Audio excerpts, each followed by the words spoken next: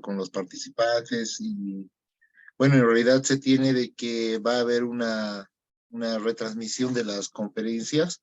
Las conferencias van a seguir siendo de 12 a 2 de la tarde, pero como se ha visto que algunas personas tienen trabajo y están un poco atareados, se va a hacer una retransmisión diferida que va a ser de 6 de la tarde a 8 de la noche y también se va a tomar asistencia en ese horario. Eso para facilitar un poco a los participantes. Y bueno, entonces permítanme compartir mi pantalla, por favor, para poder empezar el tema de hoy.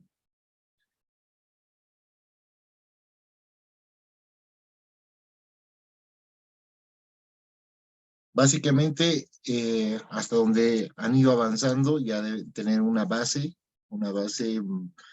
relacionada a cómo ir reconociendo ciertas malformaciones, deformaciones y todo el contenido que han tenido con los anteriores profesionales.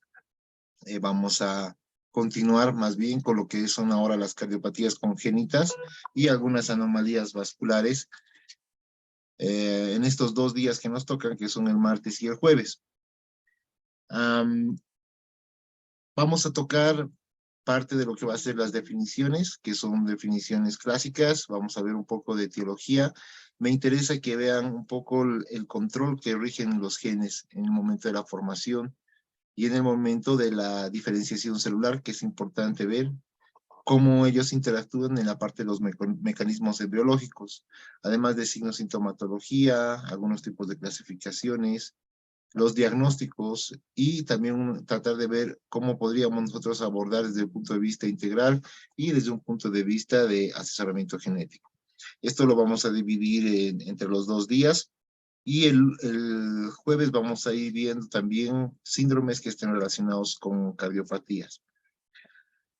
Vamos a empezar con cómo sería una definición de qué son las cardiopatías congénitas. Y tenemos que las cardiopatías congénitas van a tener siempre relación con malformaciones que puedan estar produciendo una alteración en la anatomía del corazón. Por lo tanto, si hay una malformación en la anatomía, también va a haber una malformación en lo que va a ser la funcionalidad o toda la fisiología del corazón. Se producen durante el desarrollo fetal. Generalmente se dan en una etapa muy temprana de la gestación y del desarrollo del corazón. Vamos a ir acordándonos un poco de lo que llevábamos en embriología y veíamos de que cuando se está iniciando la formación del corazón solamente son células que deben especializarse y deben migrar. Vamos a hablar un poquito más adelante. Actualmente existe la posibilidad de realizar diagnóstico precoz y se tienen herramientas que son muy importantes para este diagnóstico precoz. Este tipo de herramientas nos van a ayudar siempre a estar preparados al momento del nacimiento para poder abordar la patología, ya sea en caso de que necesite cirugía o en caso de estar preparados para recibir a al nuevo bebé, ¿no?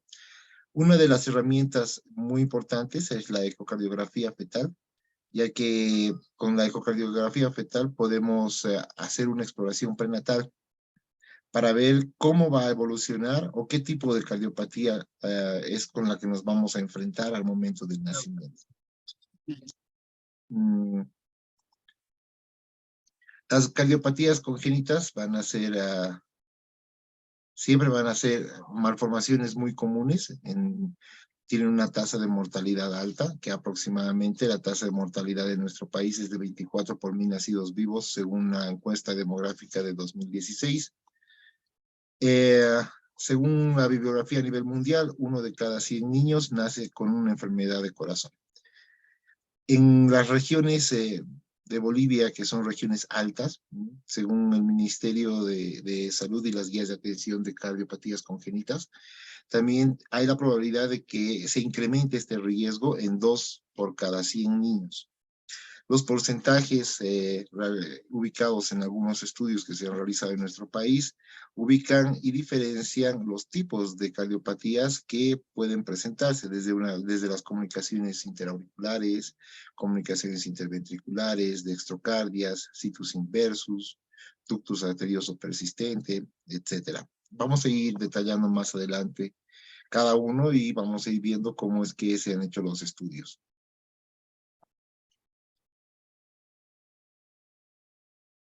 Debemos remontarnos un poco a lo que es la embriología para poder entender la genética y los mecanismos embriológicos que van rigiendo la formación del corazón, que es lo que a nosotros nos debe llamar la atención, el momento en el que nos pongamos a pensar de cómo se ha producido la cardiopatía o cuáles han sido los factores que han podido producir la cardiopatía. Si dentro de esto nos ponemos a pensar en el resto de factores, vamos a tener que, según la etiología, el 85 a 90% de las cardiopatías son multifactoriales. Significa que tienen muchos factores que van a estar produciendo o van a ser parte de la malformación. Los factores cromosómicos van a ir de un 5 a un 8%, algunas enfermedades monogénicas que van a ir de un 3 a un 5%, las ambientales o factores ambientales de un 2 a un 4%, causas desconocidas, pero ojo que cuando se dice causas desconocidas, generalmente es porque existe una cardiopatía que no se ha llegado a tener una explicación, pero actualmente con los métodos diagnósticos es muy posible que la causa de este origen desconocido sea una mutación o varias mutaciones en genes que se traten de hacer la diferenciación celular y todo lo que va a hacer la organización celular, que es lo más importante. Hay otro tipo de causas que pueden ser los genes contiguos y causas mitocondriales que pueden producir también cardiopatías. Si nosotros nos remontamos a la parte embriológica, vamos a tener que es todo el sistema cardiovascular, principalmente el corazón, es el primer sistema en funcionar en el embrión. Se inicia todo su formación a partir de la mitad de la tercera semana. El embrión siempre va a necesitar que, bueno, en realidad comienza a funcionar porque el embrión necesita métodos eficientes para obtener oxígeno y nutrientes a través de la sangre materna. Y al mismo tiempo, siempre va a necesitar eliminar los desechos del metabolismo. Por lo tanto, se va a iniciar toda la formación a partir de células cardíacas denominadas pluripotenciales. Estas células cardíacas son derivados mesodérmicos, los cuales migran a partir de la formación de las células a través de la línea primitiva hasta un área denominada el área cardíaca.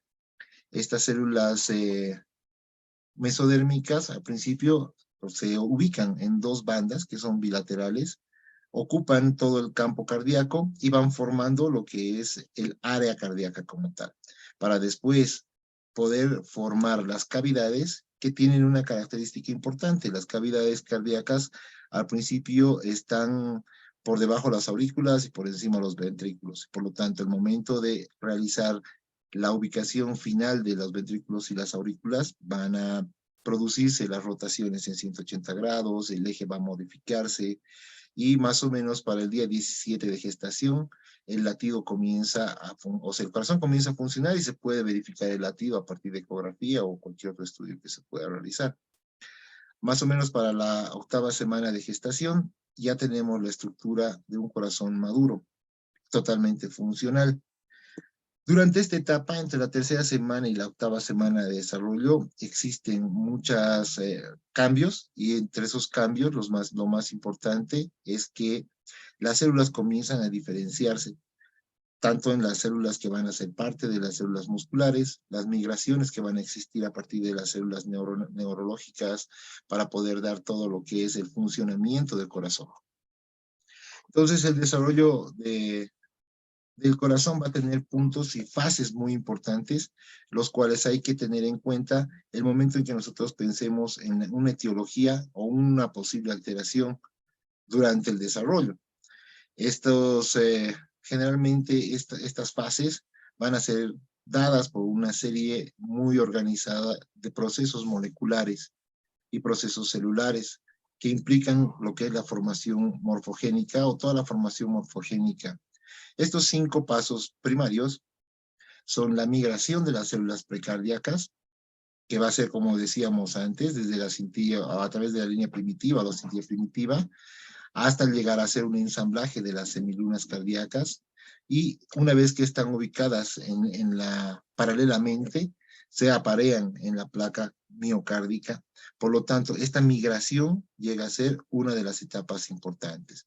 Luego viene la coalescencia de las semilunas, y forman un tubo. Este tubo es denominado el tubo cardíaco primitivo, donde se va a establecer a futuro todo lo que va a ser el corazón definitivo. Una vez que se conforma el tubo, se hace la formación de un bucle, o sea, el tubo se va enroscando sobre sí mismo y asegura una adecuada alineación de las futuras cámaras cardíacas. Como decíamos hace un momento, al principio, durante la formación de este tubo, si nosotros nos adecuamos un poco más allá, o pensamos en cómo va a ser la formación, primero las aurículas están por debajo. Al formarse el bucle, van acomodándose de izquierda a derecha, haciendo un giro, y por último un giro de 180 grados, en el cual las aurículas terminan por encima de los ventrículos. Posterior a esa ubicación de las cámaras, se produce la septación, o todo lo que va a ser la formación de los septos o las cámaras cardíacas. Por lo tanto, se van a ir diferenciando, van a ir apareciendo también las válvulas. Y por último, se desarrolla el sistema de conducción cardíaco y de vascularización coronaria. Si bien parecerían ser eventos separados, en realidad son eventos que se van produciendo al unísono, de forma ordenada y siempre coordinada con todo el orden o toda la programación que va a tener en base a genes. Los genes, no se olviden que si bien son fragmentos de DNA, tienen la capacidad de expresarse, pero al mismo tiempo están mediados por el medio ambiente. Esa expresión va a dar proteínas, y esas proteínas son las que se van a encargar de las funciones de cada uno de estos pasos, como la migración, la coalescencia, formación de bucle, la aceptación y el desarrollo del sistema de conducción. Una vez que las proteínas, si se han formado o se han expresado de una forma correcta, estos pasos no van a tener ningún tipo de problema y van a seguir la formación como debería ser. ¿Cuándo se produce una malformación cardíaca? Vamos a ponernos a pensar desde el punto de vista genético y que exista alguna mutación, por ejemplo, un gen o varios genes que produzcan a una modificación en estas proteínas y que en estas proteínas, en vez de estar correctamente formadas, estén mal formadas o que no hayan llegado a tener una estructura terciaria adecuada. Y esto va a producir que el resto de procesos, como por ejemplo errores en la migración o errores en la coalescencia de las Tá roncando, eu não semilunas. tinha nem dormido. Não podia estar roncando porque eu não tinha dormido. Eu acho que era.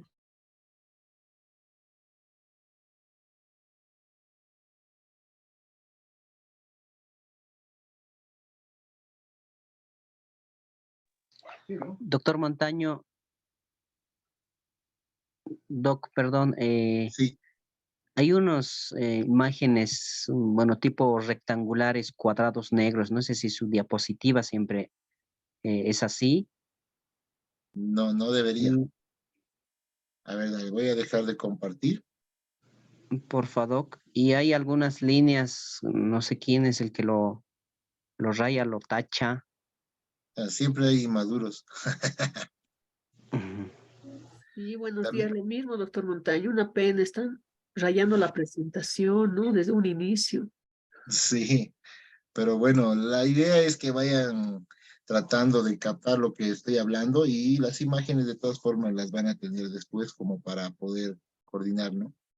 A ver, déjenme un segundo, voy a dejar de compartir y luego comparto nuevamente.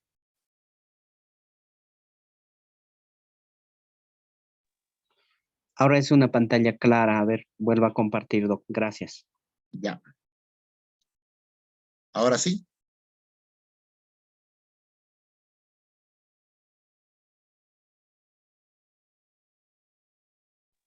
Continúa con esos gráficos cuadrados rectangulares. Pero está oscuro. Sí, tapa algunos gráficos de... Sí, doctor. Tapa gráficos, títulos. Si no deja ver la presentación completa. No, realmente no sé qué puede estar pasando. Seguramente alguien está jugando por ahí, pero bueno. A ver, vamos a intentar compartir nuevamente.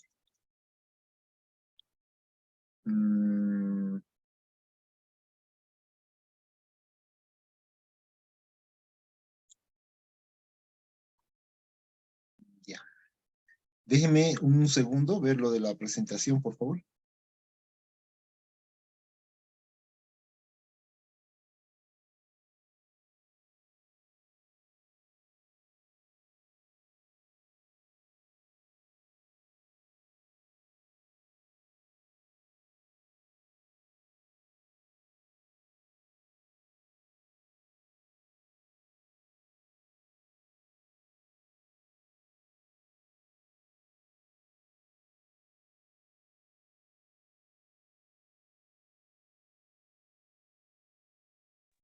Ya, a ver, ahora vamos a intentar a compartir nuevamente.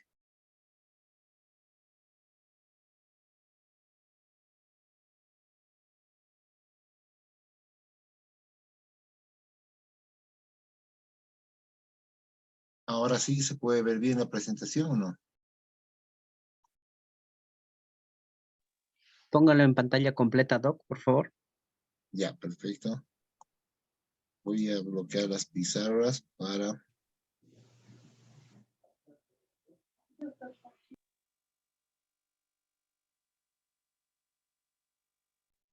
Sigue saliendo un rectángulo tapando, ahora ya no.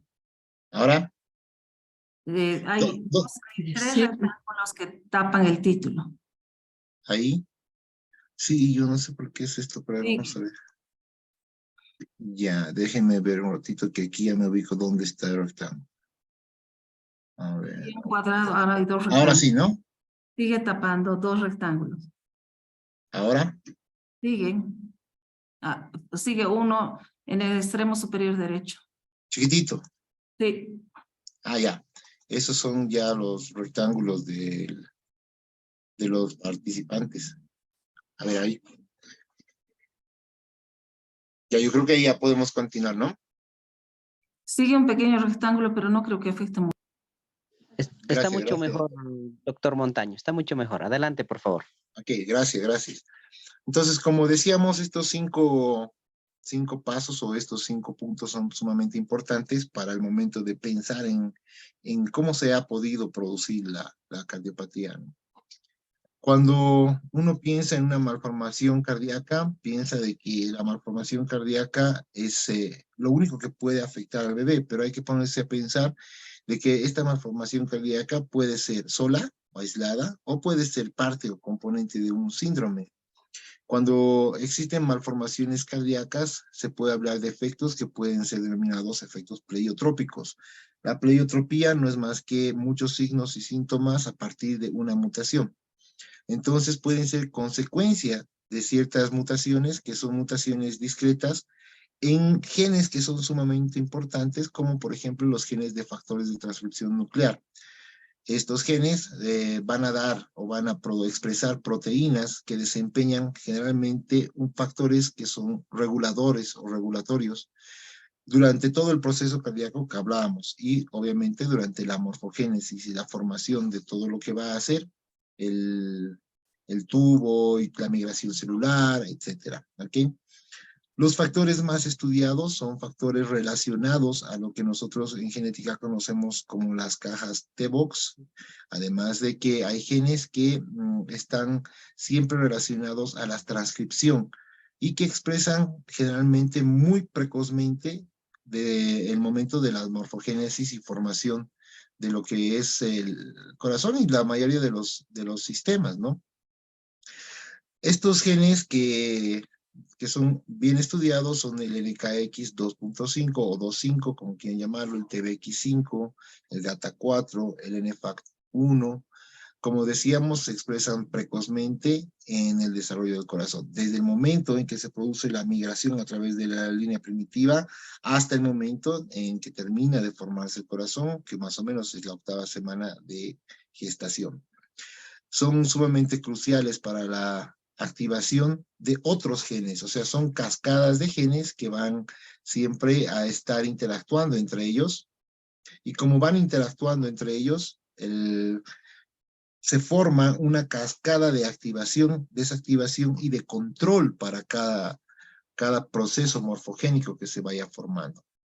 Las proteínas que también se han podido identificar son proteínas que están involucradas en vías de señalización. Para que un gen active a otro gen, se producen vías y carreteras de señalización. Entonces, pueden tener comunicación tanto intragénica como intergénica. La intragénica se da en la activación y desactivación del mismo gen a partir de las cajas T-Box. Y la intergénica es que activan otros genes para poder continuar esta cascada. Ahora, generalmente estos genes van a modular pasos y procesos específicos, y estos pasos y procesos específicos son la proliferación celular, la migración y la diferenciación del desarrollo cardíaco temprano. Existen, como les he dicho, genes que son responsables de procesos específicos y otros que son responsables de procesos mucho más amplios, como la comunicación entre genes. Un gen que es, por ejemplo, muy responsable de la diferenciación del desarrollo cardíaco es el gen JAK1. Vamos a ir hablando uno por uno de los genes para más adelante, para darnos cuenta de cómo es que estos genes actúan y cuáles son sus funciones. Vamos a hablar un poquito de lo que es el gen NKX25. Este gen es uno de los genes más importantes para todo lo que va a ser como factor de transcripción en los homeobox. Está localizado en el cromosoma 5q32 o 34, consta de 2 exones, va a codificar una proteína de 324 aminoácidos. Normalmente este gen va, al ser al ser un factor de transcripción, participa directamente en lo que es la morfogénesis cardíaca, y esta morfogénesis cardíaca va a servir como este factor de transcripción va a servir como una proteína reguladora, o como una proteína denominada llave, clave o maestra. Y además tiene un papel muy importante en la cardiogénesis. Por eso es que se lo utiliza como candidato para estudios, para identificar bases genéticas de los defectos cardíacos congénitos y estructurales. Esto se lo hace a partir de lo que es el estudio en animales de laboratorio. Y una vez que se tienen esos estudios de la identificación de las bases genéticas, se hace la comparación con la expresión del mismo gen, pero en humanos. Entonces se han identificado mutaciones que son sumamente dedicadas, o este gen es dedicado a este tipo de malformaciones, como son las comunicaciones interauriculares, algunas comunicaciones interventriculares, algunas anomalías conotronculares, defectos de conducción, principalmente auriculoventriculares, entre otros. Ahora, como es un factor de transcripción, va a interactuar siempre con otro tipo de proteínas y otro tipo de genes, con los que en realidad este gen, como al ser un gen clave, interactúa casi con todos los genes que son formadores o interfieren en lo que va a ser la morfogénesis del corazón, aunque con algunos interactúa mucho más que con otros. Los genes con los que interactúa generalmente son los genes GATA, que son miembros también son miembros de familias de factores de transcripción de los T-Box, y participan también como reguladores transcripcionales durante la cardiogénesis. Quiere decir que estos genes, existen algunos que van a producir lateralidad de las células, van a producir además de eso diferenciación celular, migración celular, que eso da básicamente la morfogénesis bien controlada, una morfogénesis bien controlada. Por lo tanto, ya vamos pensando de que si existiría en algún momento una mutación en uno de estos genes, obviamente la morfogénesis se va a ver afectada, ¿no? Y si la morfogénesis es afectada, vamos a tener cardiopatías. Dentro de los factores de transcripción, los T-Box o factores de transcripción T-Box, uno de los más importantes es el T-Box5, que es un factor que va a desempeñar un papel importante en la morfogénesis temprana. Entonces, si hablamos de morfogénesis, también se la puede dividir en la morfogénesis temprana, intermedia y tardía, ya cuando el corazón está en su última fase o en la fase donde ya existe un funcionamiento, y lo que hace básicamente las células es diferenciarse y diferenciar a todo lo que va a hacer el resto de funciones que va a tener el corazón, incluyendo lo que va a ser la inervación, que es lo más importante.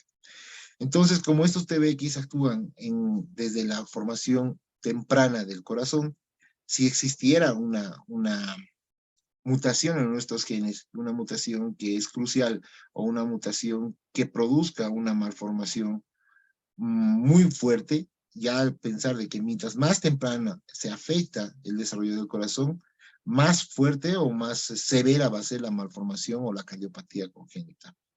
Este cromosoma está situado, este gen está situado en el cromosoma 12q24.1, consta de 9 exones.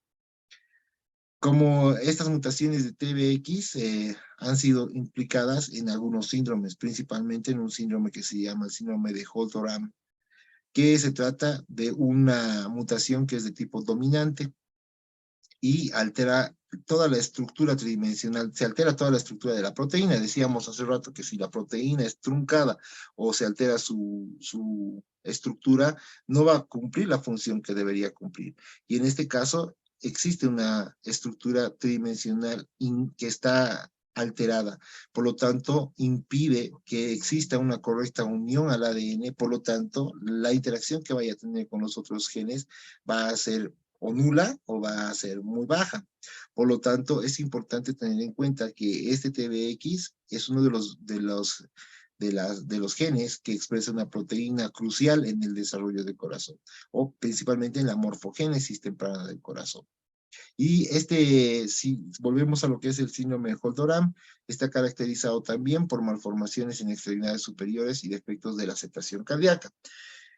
Cuando uno se pone a pensar en un aparato o en un sistema que se está formando desde el punto de vista genético, debemos tener en mente de que no solamente en ese momento de la formación, no solamente se está formando ese aparato o sistema, en este caso no solamente se está formando el corazón, sino que también se están formando al mismo tiempo otros aparatos o sistemas, ¿no? Por lo tanto, si no existe una adecuada comunicación en toda la cascada de expresión génica, las alteraciones no solamente van a ser en un aparato o sistema. Cuando se trata de un síndrome, por ejemplo, las alteraciones pueden ser variadas y pueden ser en diferentes aparatos o sistemas. Como decíamos hace rato, el NKX25 interactúa con muchos genes y uno de los genes con los que interactúa es el TBX5.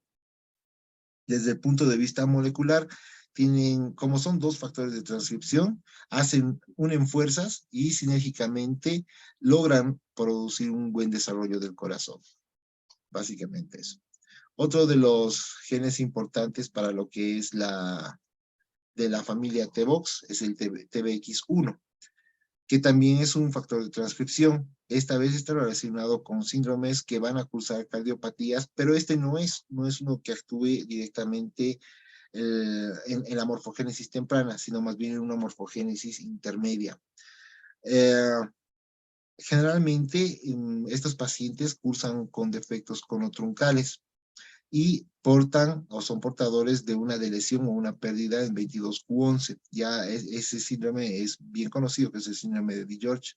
¿Por qué? Porque este gen se encuentra localizado en esta región, en 22q11, y habitualmente cuando se deleta va a producir síndrome de DiGeorge.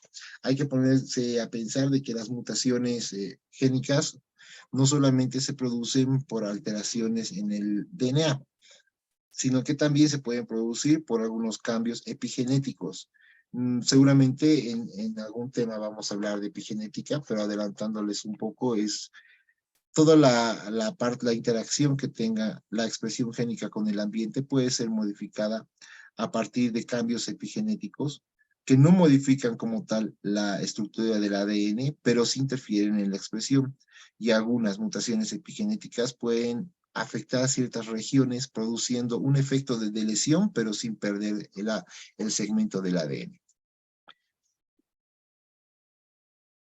Otro gen es el GATA4. Este gen es un factor de transcripción que contiene los denominados dedos de zinc.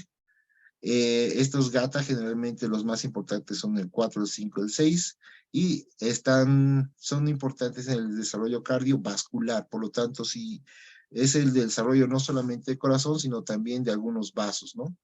Y esos vasos también van a estarse formando al unísono que el corazón. Por lo tanto, en una etapa más intermedia, va a interactuar directamente con NK25 a partir de los homeodominios y los dedos de zinc, y regulan a los genes que están implicados en la embriogénesis y en la diferenciación. Esta vez fíjense que ya no es en la formación solamente, sino en la diferenciación celular y obviamente en la función. Cuando hay una diferenciación celular, la célula, que es una célula pluripotencial, comienza a adquirir una función específica con la que se va a quedar todo el tiempo. Y esa función en este caso va a ser el GATA4 y el GATA5 y el GATA6 van a impulsar a lo que va a ser la función miocárdica. También se ha demostrado que forman un complejo muy importante con TBX5, que es el que hablábamos hace rato, y puede, si es que en todo este circuito, fíjense que ya estamos con el NK25, estamos con el TBX5 y estamos con con los GATA, principalmente GATA4, forman un complejo, y este complejo importante, basta que uno de ellos esté alterado, o todos los tres, van a conducir a una cardiopatía. Depende mucho el tipo de mutación para que y el periodo en el que se produzca la mutación, para que esta cardiopatía sea severa o no sea tan severa. Se han identificado mutaciones que estén, en este caso, que estén relacionadas con defectos en los septos. Y generalmente no es solamente una familia GATA, sino son varios. Otro de los genes es el factor activado nuclear, o el NFAC-C1, que pertenece a una familia también de factores de transcripción. La diferencia en este caso es que estos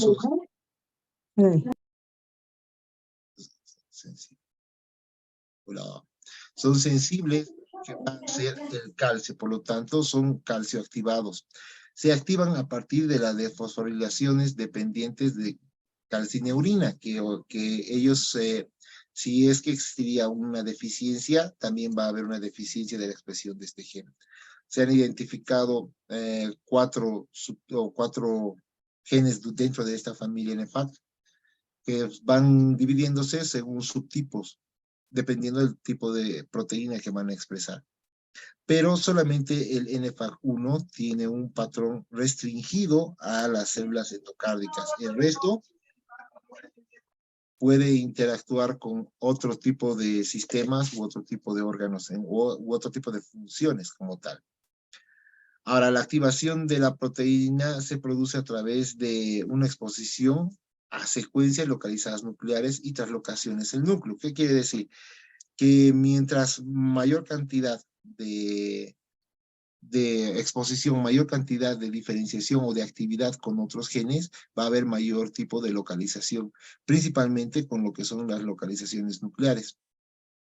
Cuando este NFAC interactúa con otros, se produce y recibe su activación.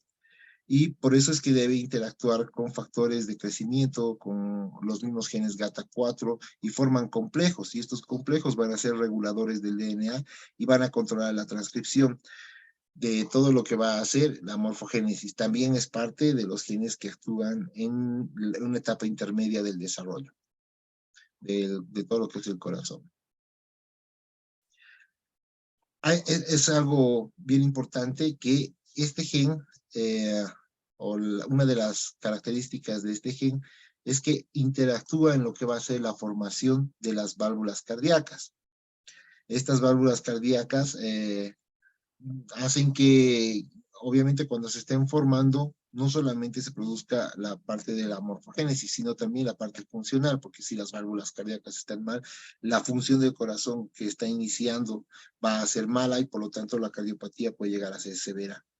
Se ha demostrado que existen en este caso unas mutaciones que se llaman de ganancia de función en la línea germinal. ¿Qué quiere decir? Que estas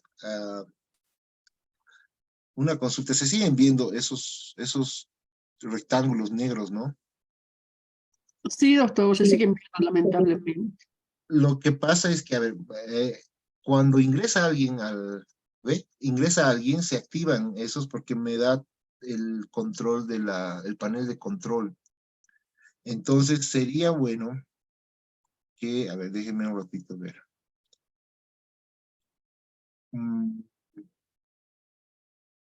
el momento en el que comienzan a ingresar las personas, comienzan a aparecer y aparecer y aparecer, ¿no ve? O eso es lo que estoy viendo por lo menos. Tendríamos que ver la forma de compartir sin que...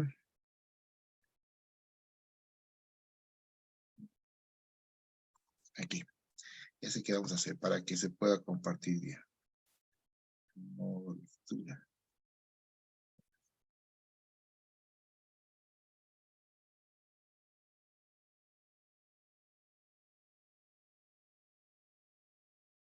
Da lo mismo ahí, creo. ¿Se puede ver ahí la presentación?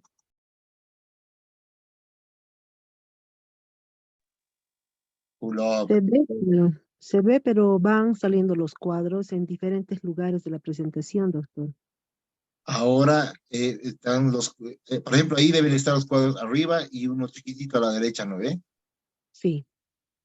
Vea, es como cuando van ingresando las personas, no sé cómo puedo bloquear esto. Porque...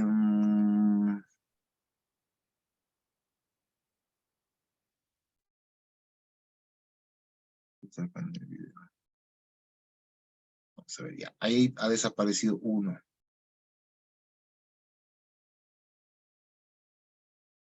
Y ahí dos. Ahora sí, ¿verdad?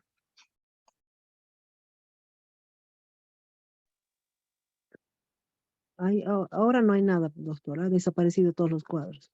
Perfecto. Esperemos que cuando vayan ingresando no aparezca.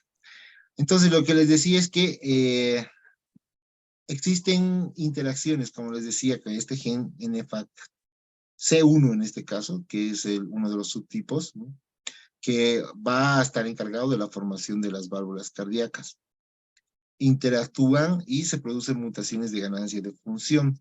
Esto interactúa con una proteína que es la tirosina fosfatasa, que básicamente está implicada en un síndrome que es el síndrome Noonan, y también interactúa con otro tipo de gen que es el PTN11.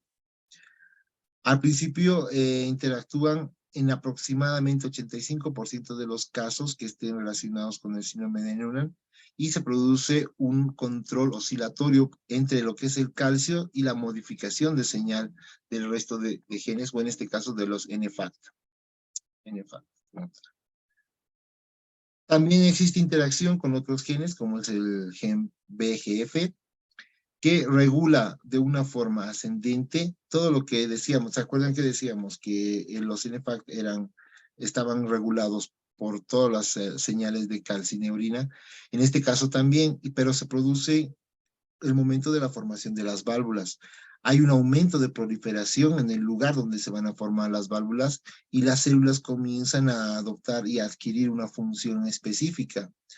Estas células endoteliales van generalmente a ser diferenciadas. Por ejemplo, se va a diferenciar la válvula pulmonar a partir de la expresión y la conjugación con este gen, que es el BGF.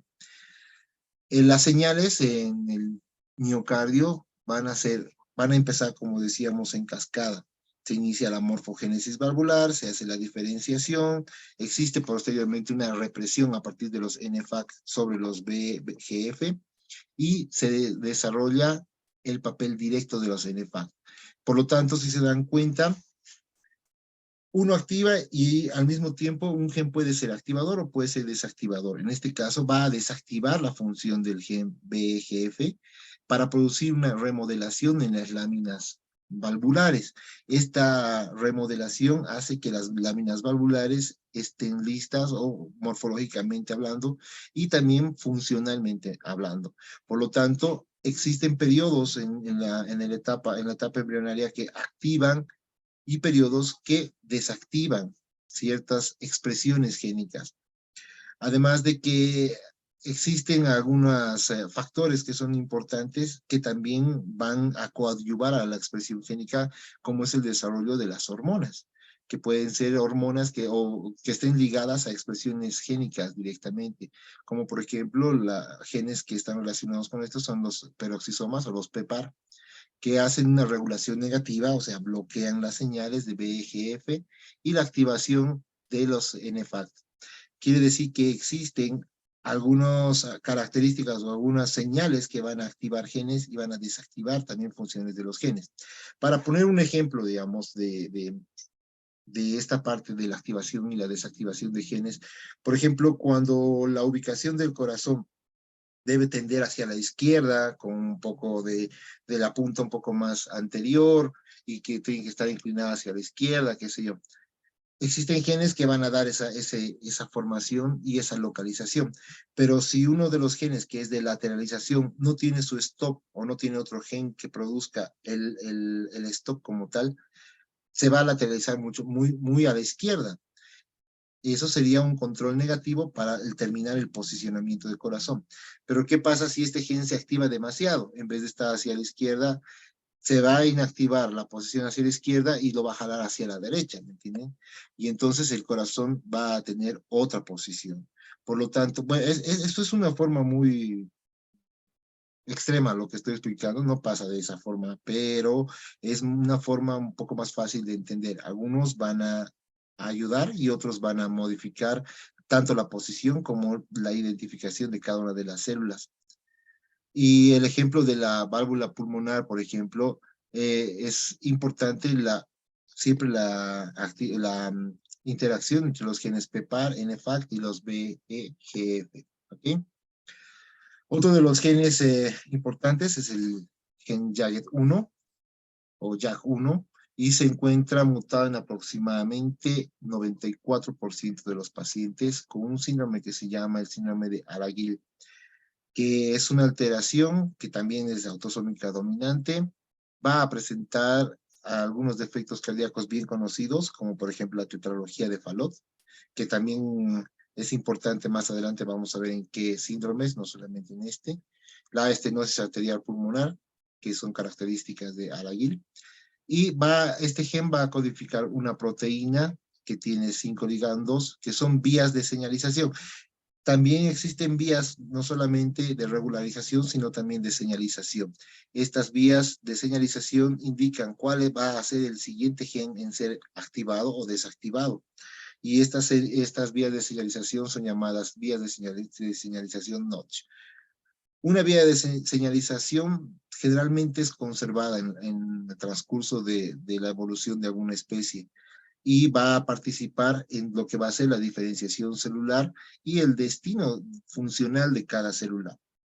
Por lo tanto, este tipo de señalizaciones son sumamente importantes para poder continuar la cascada de activación, desactivación o función de cada uno de los genes o la interacción entre cada gen o todos los genes que estamos viendo. Si bien estamos nombrando unos cuantos genes de los genes más conocidos, existen además de eso muchos genes que están relacionados o implicados en las cardiopatías congénitas.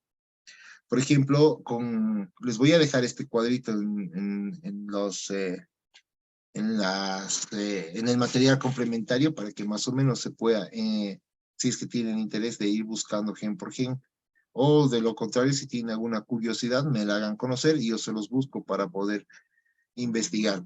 Obviamente, cuando hablamos solamente de genes, en este caso no estamos viendo si es que los genes están relacionados directamente a un síndrome como tal, pero por ejemplo los defectos septales o defectos atriales, o septales atriales en este caso, todo lo que va a ser los tabiques del atrio, están relacionados con GATA1, TBX, y fíjense que no solamente es el TBX5 que habíamos hablado, sino también el TBX20 y otros genes.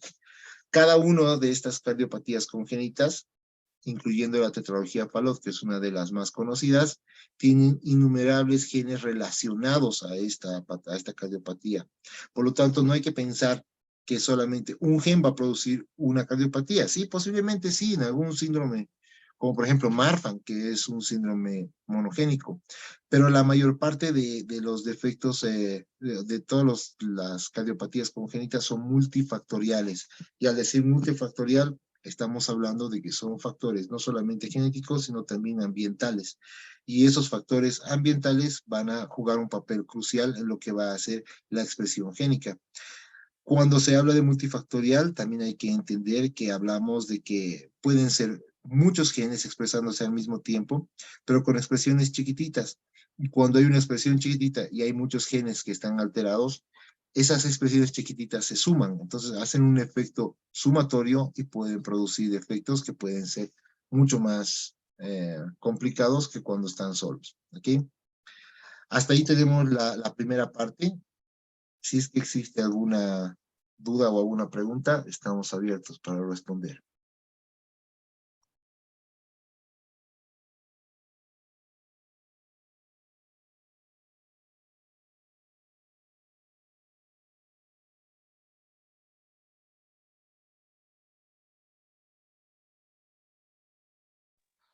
Me parece que no hay dudas, doctor. Ok, entonces vamos a empezar con la segunda parte. En este caso vamos a hablar un poco más de lo que va a ser la parte un poco más conocida por todos. Déjenme un segundito, por favor, para ver.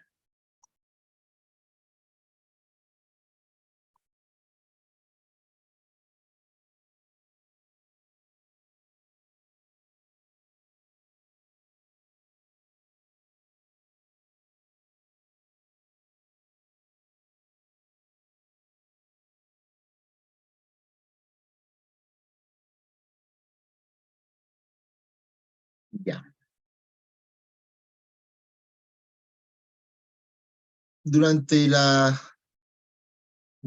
clasificación, o cuando existe una clasificación de las cardiopatías, normalmente hablamos de cardiopatías que son más frecuentes que otras. Entonces he tratado de... No está en modo presentación, doctor. Sí, ahora la pongo, ahora la pongo. Estoy haciendo una introduccióncita. Sí, ya me acordaba, mentira, ahora voy a retomar, no sé.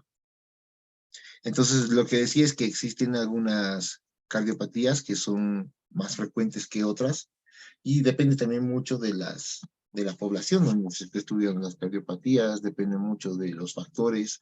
Uno de los factores importantes para Bolivia entre los países que tenemos mayor altitud, o las ciudades que tienen mayor altitud, obviamente, va a ser que se remarquen algunas cardiopatías, como por ejemplo la persistencia del conducto arterioso, que es importante. Ha habido trabajos que se han realizado en el Instituto de Genética, maestrías que han demostrado grandes porcentajes de persistencia del conducto arterioso, por ejemplo. Entonces ahora quiero tratar de hacer un resumen de algunas de las cardiopatías más comunes, o cardiopatías que más que nada va a ser un recuerdo, yo creo, para todos nosotros, ¿no? Básicamente vamos a empezar con lo que hablábamos, que es la persistencia del conducto arterioso. El conducto arterioso es un conducto que se encuentra entre la arteria pulmonar y la aorta descendente. La persistencia esta obviamente va a hacer que no se cierre, ¿no? Permanezca abierto. Por lo tanto, existe una gran magnitud de derivación que se llama de izquierda a derecha. Por lo tanto, la sangre se mezcla y se determina generalmente a partir de un diámetro y la longitud del conducto. Muchas veces va a tener diferentes tipos de manifestaciones clínicas. Generalmente cuando el conducto es pequeño y va a ser asintomático. Además que los defectos si son defectos, son efectos más bien muy importantes, pueden producir hasta una insuficiencia cardíaca congestiva. Se habla de que al momento del diagnóstico se puede inclusive tener un soplo audible y que generalmente ese soplo está ubicado en la parte intraclavicular izquierda.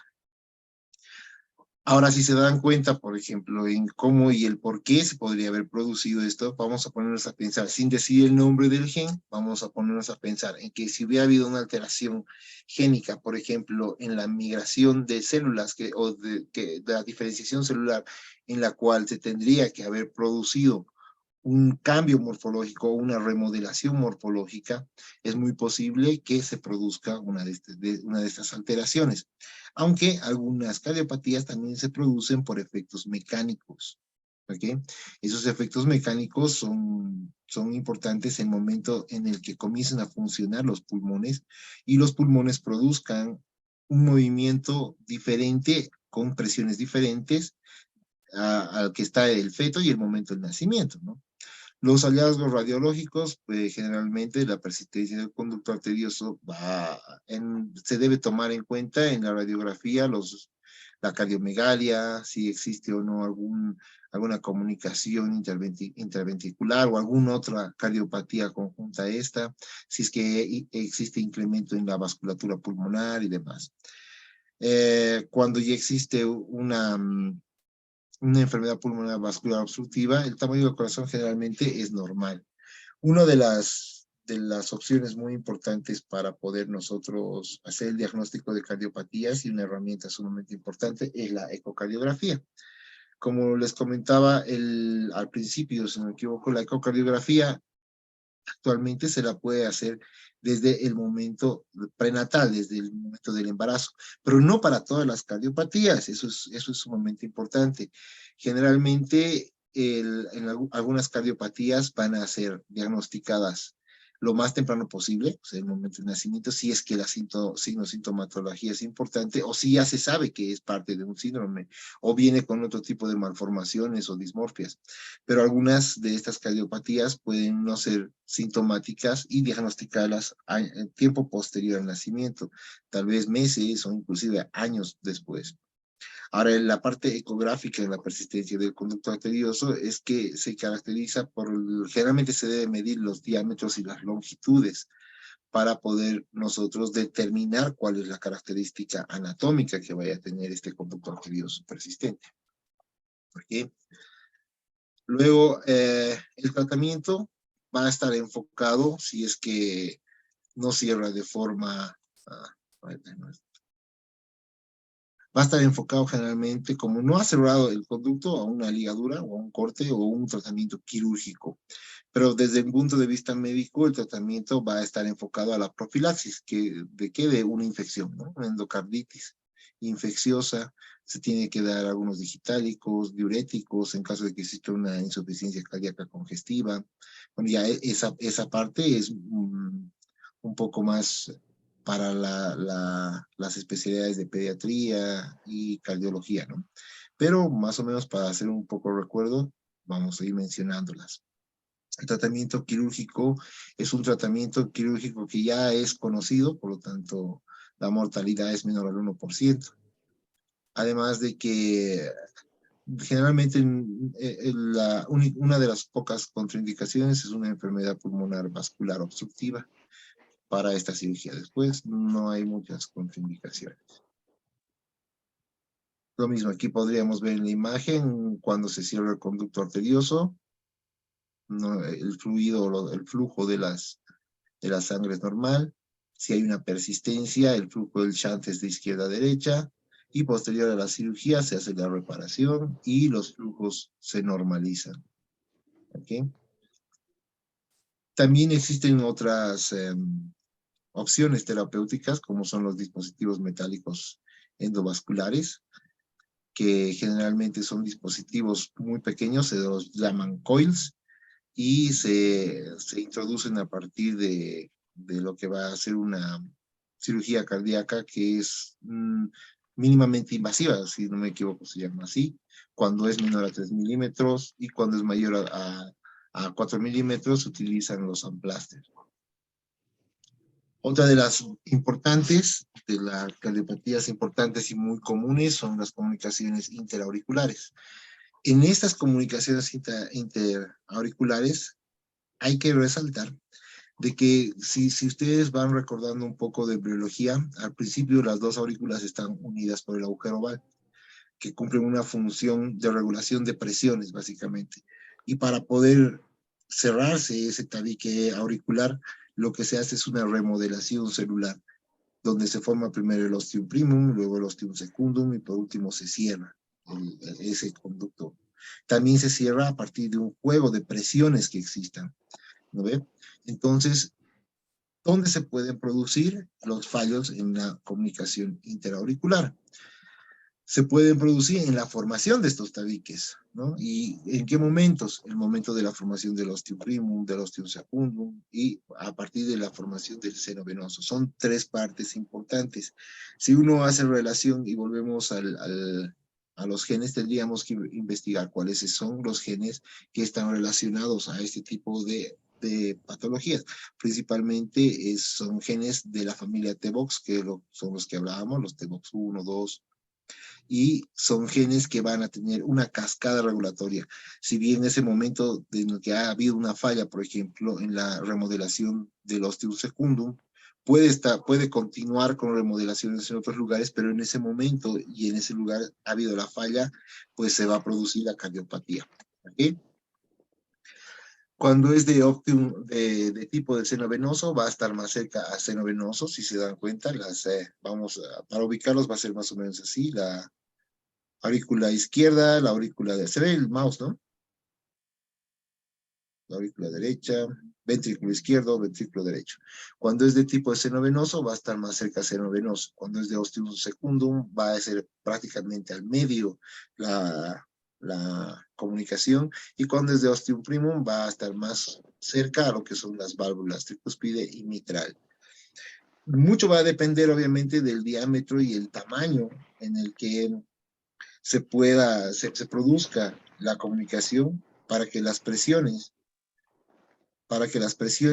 jueguen un papel importante en la función. Obviamente, si es que el bebé nace, muy posiblemente presente clínica.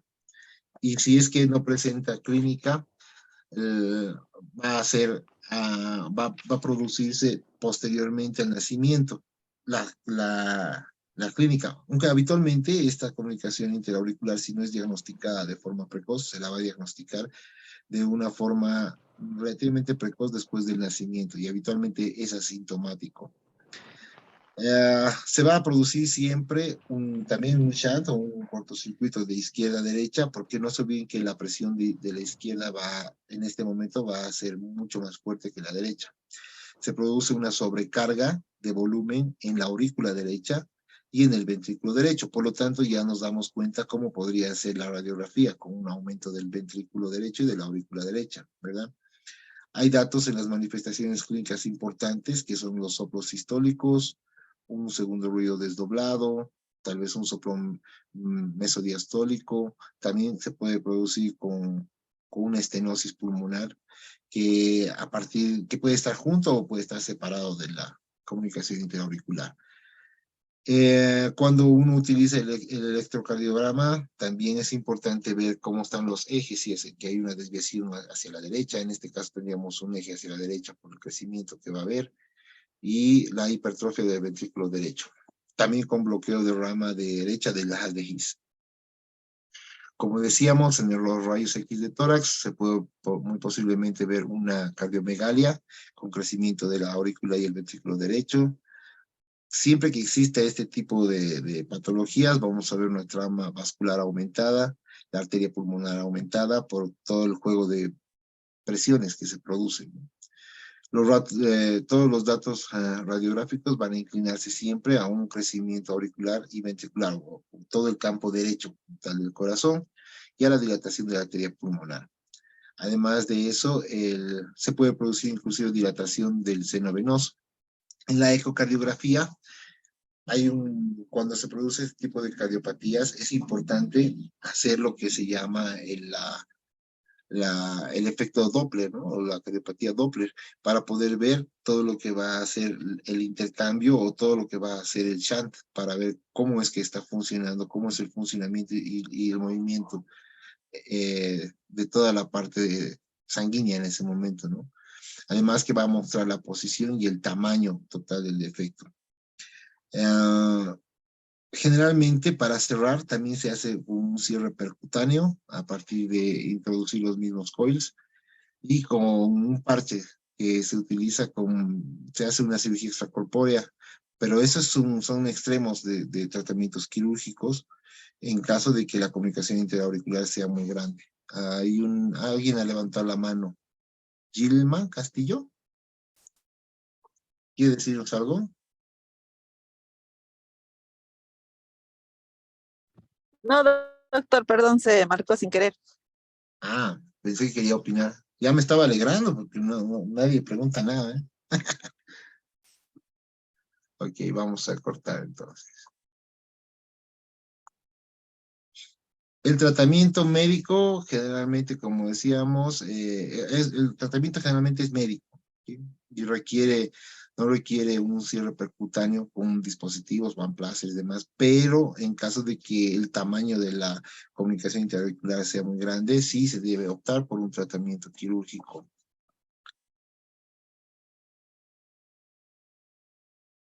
Otro de las cardiopatías congénitas que son muy comunes son las comunicaciones interventriculares.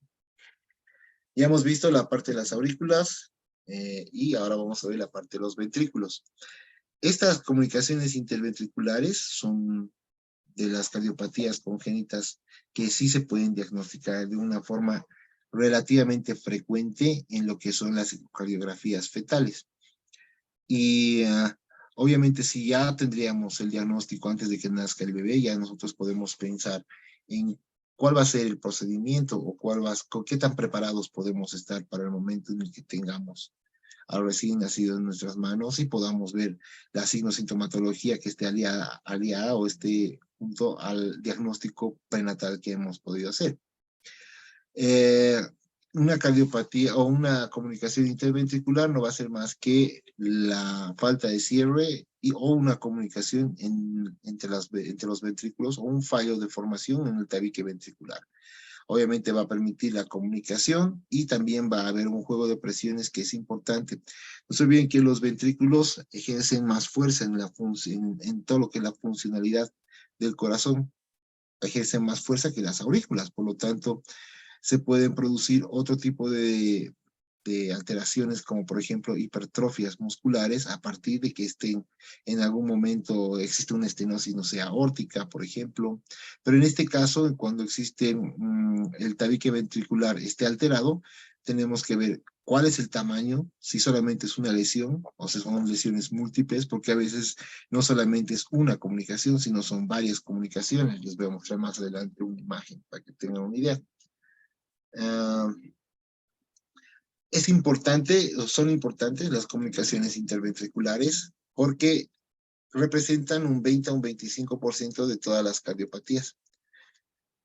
Como hemos dicho, va a ser el defecto de la formación del tabique. Generalmente se las puede dividir en tres tipos, que son las perimembranosas, que son las más comunes, hasta un 70% de frecuencia, otras que son las trabeculares y otras que son las infundibulares. Las manifestaciones clínicas obviamente van a depender mucho del tamaño de la comunicación. Cuando la comunicación es pequeña, va a ser generalmente asintomático. Cuando son moderadas o graves, puede haber, conforme vaya el desarrollo postestatural del bebé, se vea alterado o el crecimiento de pronto no ha sido tan eficaz como debería ser. Además de eso, no solamente ver la parte de desarrollo, sino ver la parte de las infecciones pulmonares a repetición, que pueden conllevar a una insuficiencia cardíaca y pueden llevar a una disminución en la tolerancia. Denme, por favor, un segundo que me estoy quedando sin batería.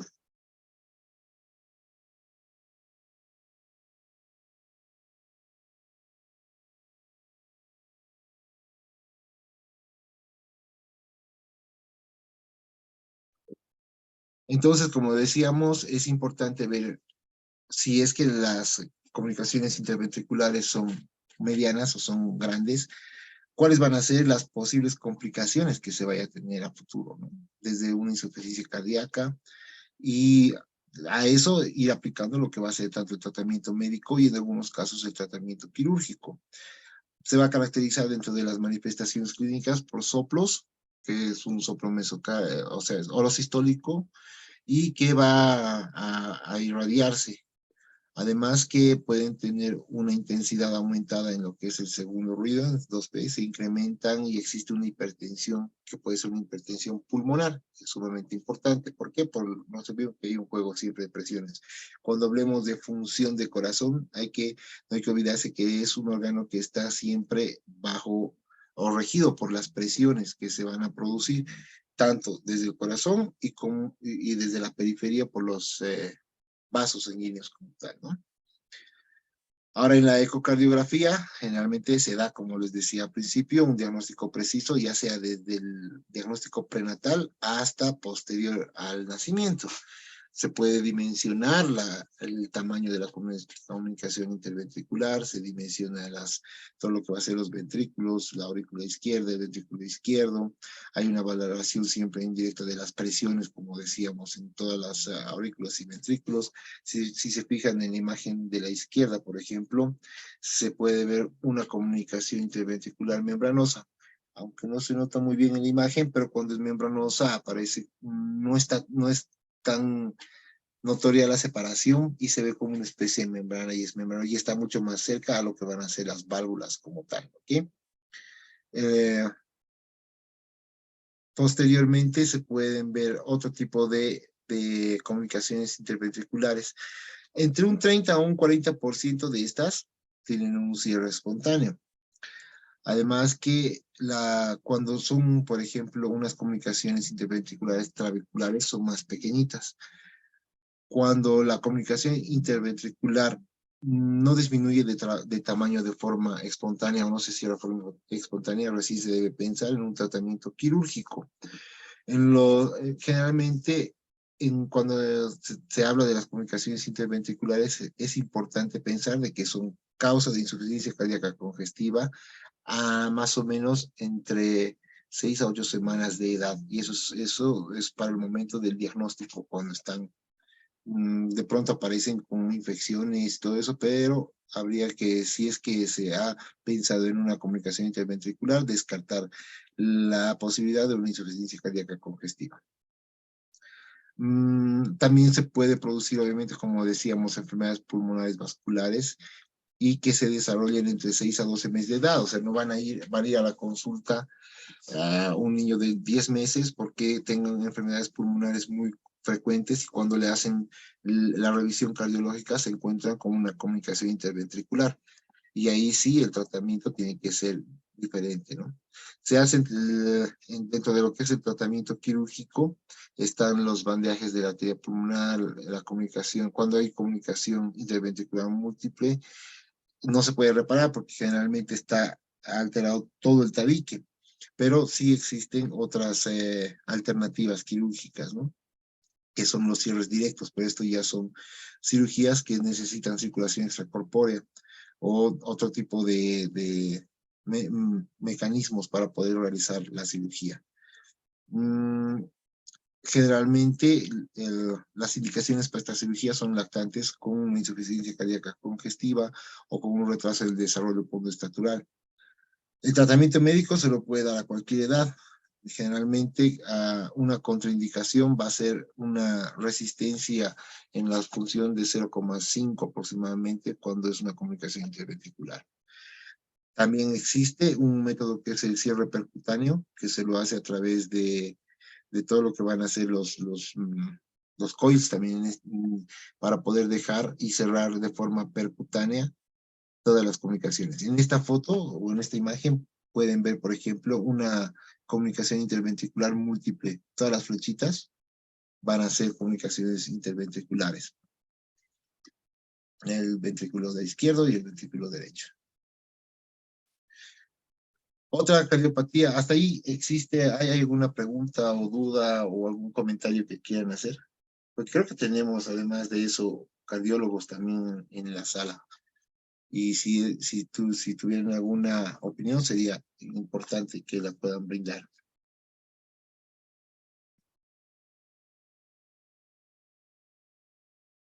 Y si no, continuamos.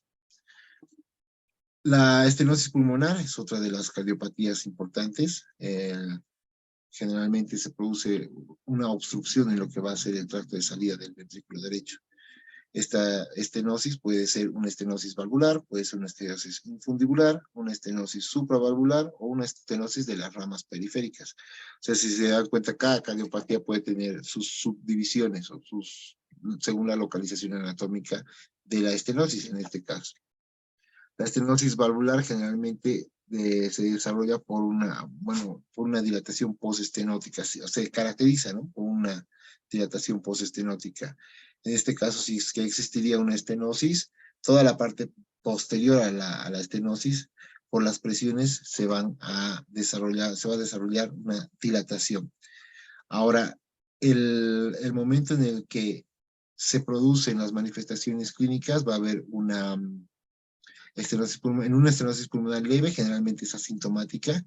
En una moderada puede ser una disnea al ejercicio y fatiga, pero obviamente este diagnóstico no se lo va a dar en recién nacido. Por lo tanto, estenosis pulmonar y ciertas manifestaciones clínicas van a ser más bien ubicadas en periodos o en etapas posteriores. Cuando hay una estenosis pulmonar severa, sí puede haber una insuficiencia cardíaca congestiva.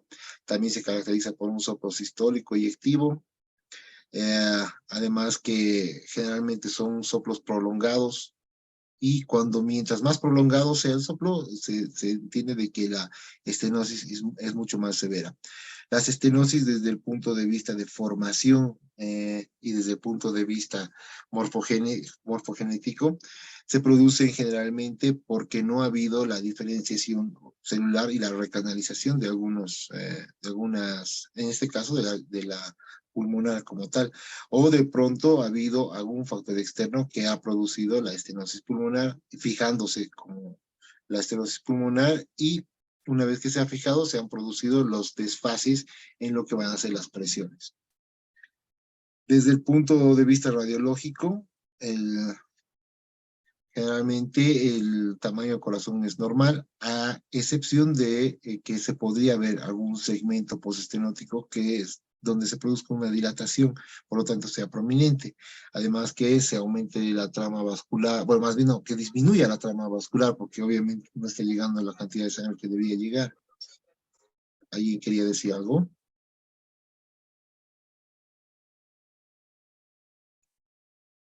¿No? Ok. En la ecocardiografía se va a ver el engrosamiento de las valvas pulmonares. Obviamente vamos a ver la dilatación postestenótica, se puede medir los flujos y a partir de eso hacer, como decíamos antes, un estudio Doppler para estimar los gradientes de presión. Cuando la estenosis es muy severa, el gradiente postestenótico va a ser mucho más alto que el gradiente preestenótico como tal.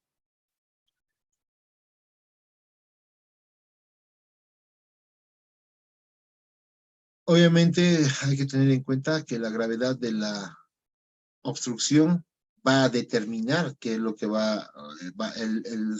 el futuro o el suceso de los sucesos que vayan a pasar después de haberse diagnosticado la estenosis pulmonar, ¿no?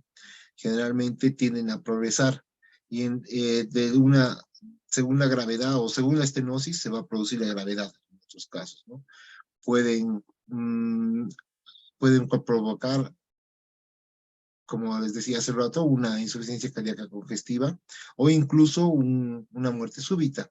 El tratamiento, generalmente cuando es un tratamiento médico, en caso de poder dar un tratamiento médico, si es que estamos hablando con un paciente ya un poco más adulto y no un niño, es la restricción de actividades. Cuando hay una estenosis pulmonar grave, hay que hacer una profilaxis para evitar las endocarditis infecciosas. Además, se puede realizar valvuloplastías con balón, que es un procedimiento de elección para este tipo de estenosis. Sí puede llevar a algunas complicaciones, pero por el momento la valvuloplastía con balón es uno de los más, es un procedimiento muy importante. Esta valvuloplastía, si es que la valvuloplastía con balón no tuvo éxito, se recurre a un tratamiento mucho más invasivo, que es un tratamiento quirúrgico. Y obviamente, como en las anteriores, se necesitaría una circulación extracorpórea y demás. La mortalidad va a ser menor al 1%. Y cuando existe una estenosis pulmonar infundibular, se puede colocar un parche. Siempre haciendo el control postquirúrgico, si es para que no exista una recidiva, que una vez que se ha logrado recanalizar la pulmonar, puede existir recidivas. ¿Ok? La estenosis aórtica va a ser lo mismo. La estenosis aórtica generalmente es más frecuente en el sexo masculino y puede ser valvular, subvalvular o supravalvular. Y está dentro de la frecuencia en el 5% de los casos de las cardiopatías congénitas. Estos son los tipos de estenosis que podemos tener. La normal, la estenosis valvular, supravalvular, etcétera, ¿no? Ok. La válvula aórtica es generalmente, la estenosis de esta válvula va a estar asociada a un síndrome que es el síndrome de Williams. Y aquí vamos a ir entrando a lo que va a ser nuestra tercera parte. Si es que no hay alguna duda o alguna pregunta.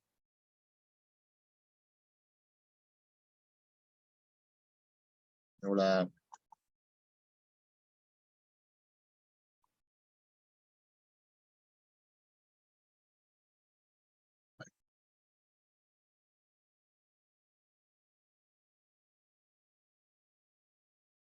Cuando ya hemos recordado un poco lo que son las cardiopatías congénitas y todo lo que es el diagnóstico y los posibles tratamientos y las posibles causas desde el punto de vista genético, lo que queda es tratar de nosotros relacionar a todo lo que hemos visto con los síndromes conocidos o los síndromes más frecuentes vistos no solamente en nuestra población, sino en la mayor parte de las poblaciones.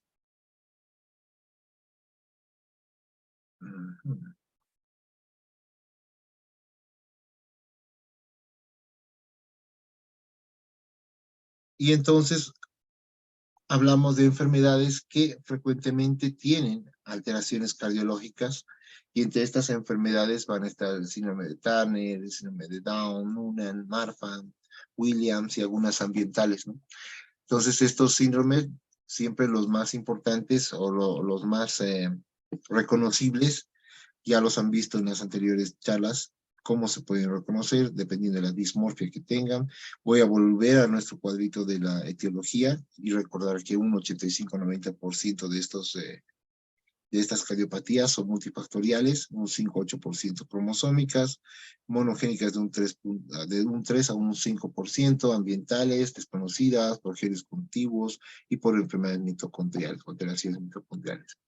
Un síndrome muy bien estudiado y que siempre no nos deja de sorprender, no solamente en el diagnóstico, sino también en la forma en la que se lo está llevando hoy en día, es el síndrome Down, que está caracterizado porque existen en un 50% de casos alteraciones que vayan relacionadas a cardiopatías congénitas. Y generalmente las alteraciones estas son muy conocidas. Y una vez que ya están bien conocidas, ya se puede hacer un buen tratamiento o prevención. O de lo contrario, cuando ya tenemos la sospecha clínica del síndrome Down, nosotros ya podemos empezar a hacer la búsqueda. Y es por eso que es importante ver la parte del asesoramiento genético cuando ya se sospecha desde el punto de vista clínico un síndrome Down. Actualmente también se puede utilizar marcadores que son marcadores ecográficos prenatales, y de esos marcadores que se han ido estandarizando con el tiempo son, como todos debemos acordarnos, la translucencia nucal y el pliegue nucal y todo lo que va a ser la presencia de los huesos nasales. Dentro de los marcadores bioquímicos hay el triple test que se hace en el primer trimestre, y también actualmente se utilizan los marcadores moleculares.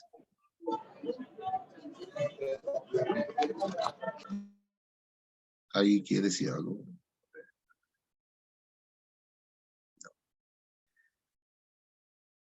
Que también se decía que también existen actualmente los marcadores moleculares, los cuales desde temprana edad gestacional se pueden ir ubicando a partir de la detección del DNA fetal que circula en la sangre materna. Se llaman marcadores porque no van a dar un diagnóstico final, pero sí nos van a dar dentro de los marcadores nos ayudan a poder sospechar el síndrome. Si bien tienen una alta sensibilidad y una alta especificidad, siguen siendo marcadores, y la única forma de hacer un diagnóstico prenatal sería haciendo una amniocentesis para poder realizar el cariotipo y tener la obtención del cariotipo del bebé y evidencia la trisomía, ¿no? En sus diversas formas. Solo para recordar, no se olviden que la trisomía puede ser una trisomía libre, puede ser una trisomía en mosaico, puede ser una trisomía en translocación. Y hay un caso que es, bueno, un par de casos que son interesantes desde el punto de vista diagnóstico porque se debe realizar a través de estudios moleculares buscando un sector que se llama el sector crítico del cromosoma 21, donde si hacemos un cariotipo normal, vamos a tener los 46 cromosomas. Puede darte un resultado de 46XY o 46XX, pero tener las características de Down. Entonces ahí lo que se hace es verificar los cromosomas 21. Y en algunos casos, si bien hay 2 cromosomas 21, en uno de ellos se puede producir la duplicación de un sector o un segmento que se llama el segmento crítico del cromosoma 21, lo que haría una trisomía de los segmentos críticos, porque en un cromosoma habría 2 y en el otro 1. Y esa trisomía también puede dar características clínicas de síndrome Down. Por lo tanto, ahí sí se debe utilizar otro tipo de diagnóstico, que son diagnósticos moleculares. Volviendo a lo que son las cardiopatías, es bien común que en el síndrome de Down exista la tetralogía Fallot, persistencia del conducto arterioso, defectos del canal auriculoventricular, ya sea comunicación interventricular y demás, y obviamente como parte del componente de Fallot o de forma individual. Las teorías que pueden producir esto es que se aumenta el colágeno tipo 6, A1 y A2, y también la relación entre los genes los genes que están regulados por la calcineurina, que son los que hablábamos hace rato, ¿no? Además de que exista la heterotrisomía, que es la que les comentaba, la heterotrisomía. El seguimiento que se realiza en este caso va a ser medir todo lo que va a ser el desarrollo postnatural, el crecimiento, la función neurológica, la función tiroidea. Generalmente la función tiroidea es muy importante porque va a determinar el coeficiente intelectual a la larga. Y eso se debe medir más o menos una vez por año, o al principio cuando recién es diagnosticado cada 6 meses. También se debe medir la parte de audición y la parte oftalmológica. Audición generalmente cada 2 años, cuando es menor de 3 años, y posteriormente cada año. Y oftalmológica cuando es menor de 2 años, generalmente hay que descartar que no existan alteraciones. ¿Ok? Eso con relación al síndrome Down.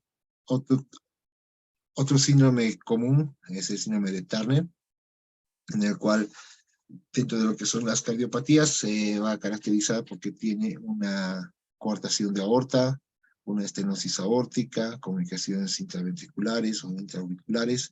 Es importante para recordar de que el síndrome de Turner también puede ser diagnosticado de forma prenatal, al igual que todos los síndromes cromosómicos, utilizando también marcadores, ya sea ecográficos o sean marcadores moleculares.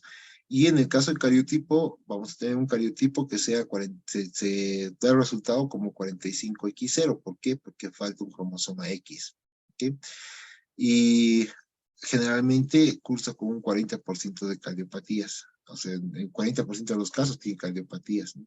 Son niñas de baja estatura con características clínicas típicas del síndrome. Las teorías están relacionadas a un factor de crecimiento, que es el factor de crecimiento endotelial, que es el B. ¿Se acuerdan que hablábamos de este gen, que era el BEGF?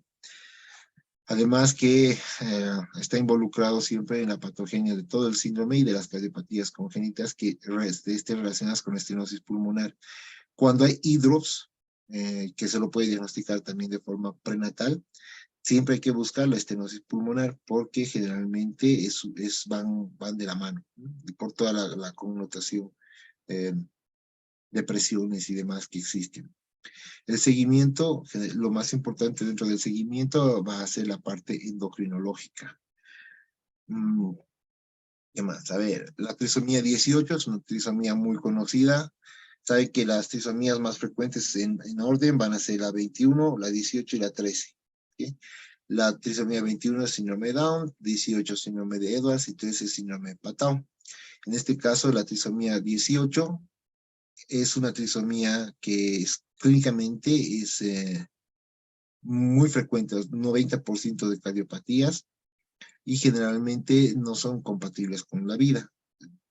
Nacen, están un tiempo vivos y posteriormente se produce la defunción.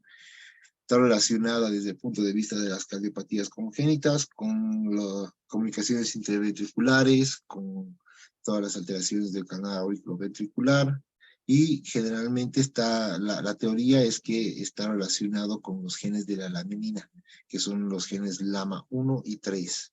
¿Okay? Y obviamente dentro de todas las características clínicas de la trisomía 18 no son difíciles de hacer el diagnóstico clínico, pero como recomendación, a pesar de que cualquier pediatra que sea un pediatra o un neonatólogo bien entrenado los va a reconocer, pero la idea de poder interactuar con el área de genética es que se pueda llegar a estudiar un poco más el caso y ver cuáles podrían haber sido las causas, o tratar de medir los riesgos de recurrencia para los siguientes embarazos en caso de que la madre tenga la posibilidad de tener más hijos o esté en una edad de reproducción joven, digamos, ¿no? Es importante recalcar que las cromosomopatías generalmente son frecuentes en los extremos de las vidas, o muy temprana edad, antes de los 19, o muy posterior a los 35 años, a partir de los 35 años. Tanto antes de los 19 como después de los 35, la frecuencia o la posibilidad de frecuencia aumenta. Todos los embarazos tienen riesgos de tener cromosomopatías, pero generalmente el riesgo es bajo. Pero en esos dos extremos los riesgos aumentan. Y, por ejemplo, el extremo de los 35 años para arriba, este riesgo se aumenta de forma proporcional a la edad, que quiere decir que mientras más edad, mayor riesgo. Por lo tanto, no son recomendables los embarazos mayores a 40 años, por ejemplo, ¿no? ¿Por qué? Porque el riesgo de cromosomopatía aumenta de una forma exponencial. Entonces, si vamos a pensar en eso, habría que pensar también en todas las complicaciones que conlleva cualquiera de estas enfermedades cromosómicas. Creo que vamos bueno, veremos esta más, que es la trisomía 13. Obviamente, como decíamos, están relacionadas con cardiopatías, tampoco tienen mucha periodo de vida, ¿no? No son compatibles con la vida, aunque existen algunos casos de que se han visto de que podrían de alguna forma sobrevivir cierta cantidad de años, pero la mayor parte de estos niños que tienen estas trisomías fallecen en los primeros días de vida. Está relacionada dentro de las cardiopatías congénitas con una comunicación interauricular, una comunicación interventricular y persistencia del conducto arterioso. Uno de los genes que están implicados, o los genes, son los genes de colágeno, del colágeno 4A1 y A2. ¿Ok? Vamos a dejar ahí para poderles dar una actividad. He dejado por si acaso entre las actividades o entre el material de apoyo, unos artículos. Algunos artículos son en inglés. Los artículos no son no son tarea, ¿entiendes? Sino más bien son artículos de referencia. He sacado la información para estas exposiciones de muchos de esos artículos. Creo que son 4 los que les he pasado. Si quisieran más artículos o están interesados en algún tema en específico relacionado a cardiopatías y genética, me avisan, yo puedo conseguir los artículos. Y de hecho, la forma de evaluación que vayamos a tener en esta semana, que es la parte de cardiopatías, básicamente va a estar relacionada a un examen que sea de 10 preguntas, que van a ser sencillas, ¿no? Van a ser difíciles, de selección múltiple. Se las voy a dejar el jueves, terminando la clase, máximo hasta la tarde. Y los artículos que tengan ahí, como les digo, no son tareas. Si quieren los revisan, son más bien un apoyo a lo que estamos viendo. Si no les he dejado ya, les voy a dejar una parte para la parte embriológica, que es importante que si es que se va a llegar a entender la cardiopatía congénita como tal, siempre remontarse a la parte de embriología. Ahora, quedo atento si existe alguna pregunta, y si no... Buenas tardes, doctor. Una pregunta. Dígame, Marisol. Mire, no sé si existe alguna relación. Estamos viendo ya hay embarazos que son productos de asistencia, ¿no es cierto? Fertilización asistida. Entonces, no sé si en este grupo de pacientes ya ustedes han identificado alguna cardiopatía, tal vez algo muy frecuente, algo que puedan informarnos, ¿no? Porque realmente son varios años que hemos visto que aquí en La Paz, por lo menos, hay varios centros de este tipo de asistencia, ¿no? Ujú. Generalmente cuando se trata de lo que va a ser la reproducción asistida, hay que ver qué tipo de reproducción asistida se va a hacer, ¿no? Cuando ya es una manipulación, vamos a ponerlo así, de células embrionarias o de células que estén espermatozoides o óvulos y demás, siempre va a haber un riesgo de que no se olviden todo lo que hemos dicho al principio, ¿no? No es solamente la mutación génica como tal, sino más bien los factores ambientales que juegan un papel muy importante en lo que va a ser la expresión de los genes, la expresión génica. Cuando se hace la manipulación de todas las células y la manipulación de forma artificial, el riesgo va a aumentar muchísimo, ¿me entiendes? No es que se vaya a producir pero el riesgo aumenta. Por lo tanto, habría que pensar en hacer un estudio largo y ver y decir a partir de qué tipo de manipulación se ha producido algún tipo de cardiopatía en específico. Pero si se han dado cuenta con la cantidad de genes, que son pocos los genes que les he mostrado en esta tabla, no son todos, es muy peligroso hacer una manipulación celular para poder producir nuevos niños, ¿no? Pues es un poco complicado. De que existe y es una buena alternativa en algunos casos, sí, sí es buena alternativa, pero se lo debe hacer con mucho cuidado. Además de que ha habido casos en los que, por ejemplo, han nacido, no sé, gemelos un embarazo asistido. Han estado bien hasta los 15 años y a partir de los 15 años han presentado algún tipo de patología, ya sea inclusive hasta distrofias musculares y demás. Quiere decir que ha habido en algún momento una alteración génica que haya producido, no necesariamente por herencia, sino se haya podido producir en el momento de la manipulación de estas células. Entonces, digamos que como conclusión habría que pensar en que cualquier tipo de manipulación génica o cualquier tipo de manipulación celular puede llevar a la alteración génica, ¿no? Tal vez hasta una mutación.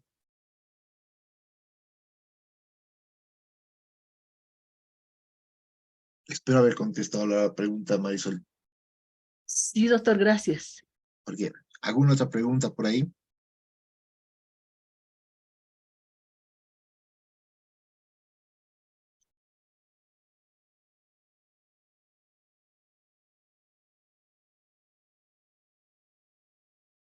Esther.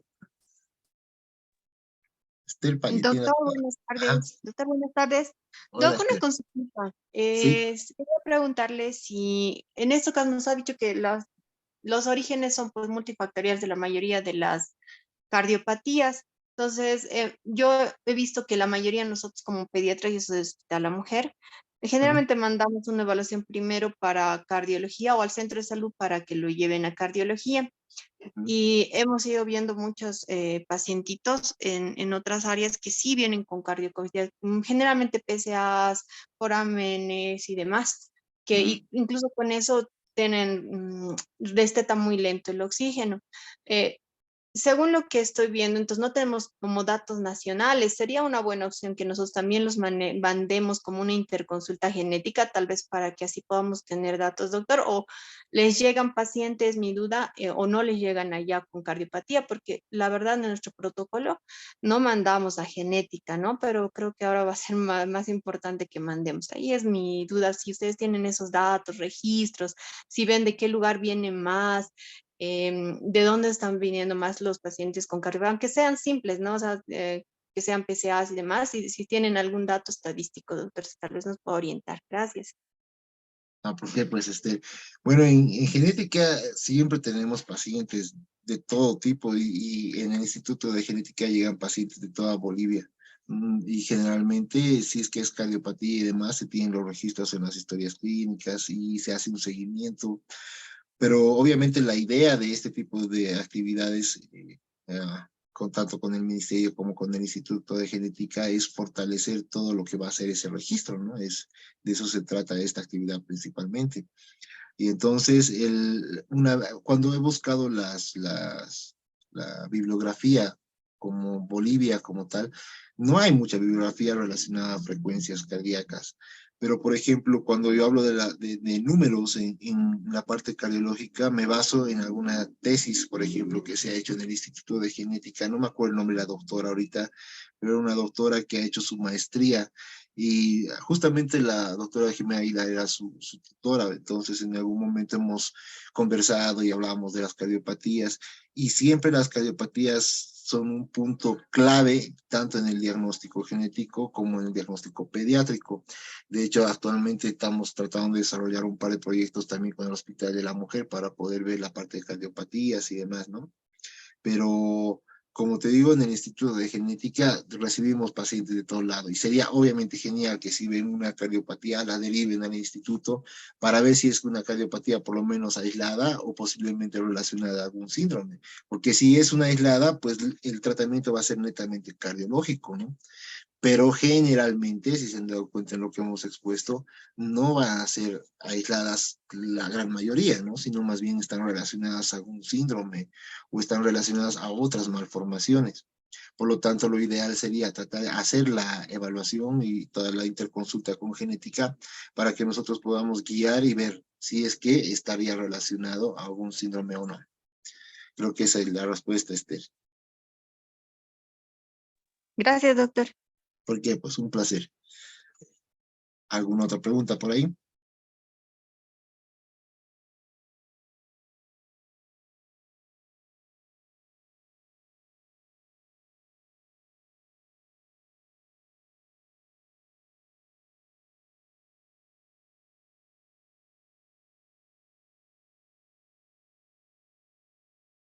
Hay una herramienta, ya que no hay preguntas, voy a continuar un poquitito. Hay una herramienta que es muy útil en el momento de poder investigar un gen en el caso de que se necesite hacer un estudio, ya esto desde el punto de vista académico para con los profesionales. Como todos, en algún momento debemos hacer investigación y cuando tratamos de dar un diagnóstico, tratamos de buscar lo más moderno, digamos, posible, ¿no? Hay una herramienta que está en el internet que es la búsqueda de cada uno de los genes relacionados con cardiopatías. Si me dejan ver ahorita, voy a mostrarles un ejemplo. Aquí, por ejemplo, este link se llama The Gen Curation Coalition. Les voy a mostrar ahorita al compartir la pantalla. Este es.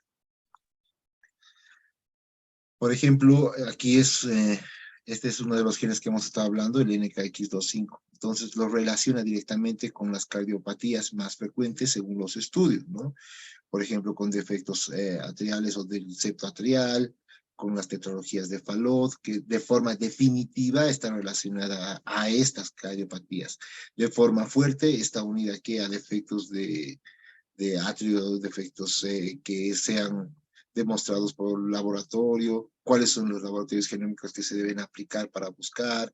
Entonces, es importante tener ese tipo de herramientas. ¿Por qué? Porque inclusive nos da la bibliografía. Por ejemplo, si entramos a uno de estos links, que es el Ofranet, nos va a dar la bibliografía de dónde y cómo está relacionado, con qué tipo de drogas, cuántas han sido registrados, etcétera. Entonces, los registros externos también son importantes en el momento de estudiar cualquier tipo de cardiopatía y en este caso los genes, ¿no?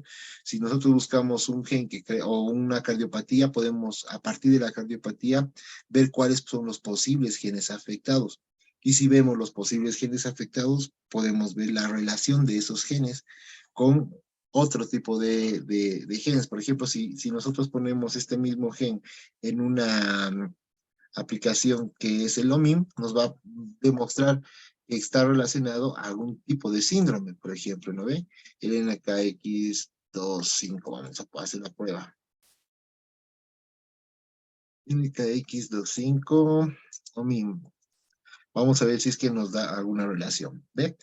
Al darnos una relación que ya nos está hablando de que es un homeobox, entonces al mismo tiempo nos va a dar la relación con todas las cardiopatías, que son cardiopatías atriales, que son cardiopatías conotronculares, que están en algunos casos son autosómicas dominantes, que tienen además un fenotipo que está relacionado, por ejemplo, con otros genes, que es este, ¿ve? Fíjense cómo un gen está relacionado con toda esta cascada de genes, y esta cascada de genes puede ser estudiada al mismo tiempo, ¿no?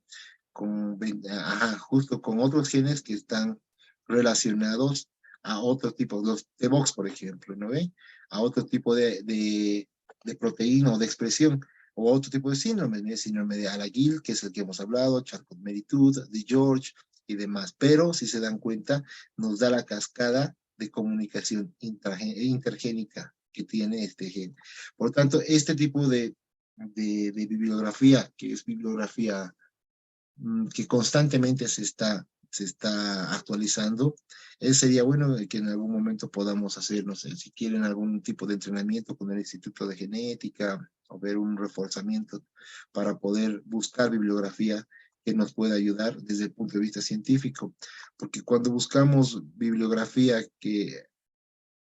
Hola, a ver, dame un segundito.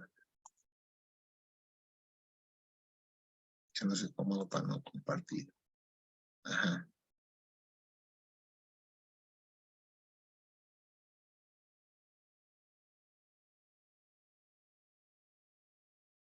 Ya no.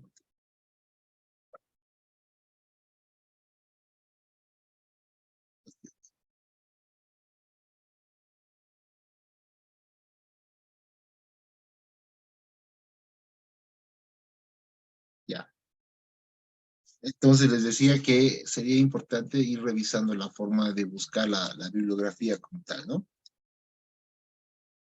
Si no hay ninguna pregunta, yo creo que podemos quedar ahí para continuar el jueves, y el momento en el que, si es que se les presentaría alguna duda en el transcurso de esta semana, no duden en escribir, lo pueden hacer por el chat, lo pueden hacer en el momento de que nosotros dejemos el material complementario. Si necesitarían algún artículo o algún material complementario más, estamos a disposición. Creo que con eso acabaríamos el día de hoy y nos veríamos el día jueves. Un placer, Jimena, que estén bien, hasta luego. Hasta luego, gracias, doctor. Hasta luego, que estén muy bien todos, colegas. Doctor Montaño, muchas gracias, agradecido por la presentación, por compartir sus conocimientos, la experiencia, y pues damos por finalizado esta primera clase de este módulo 3, ¿verdad?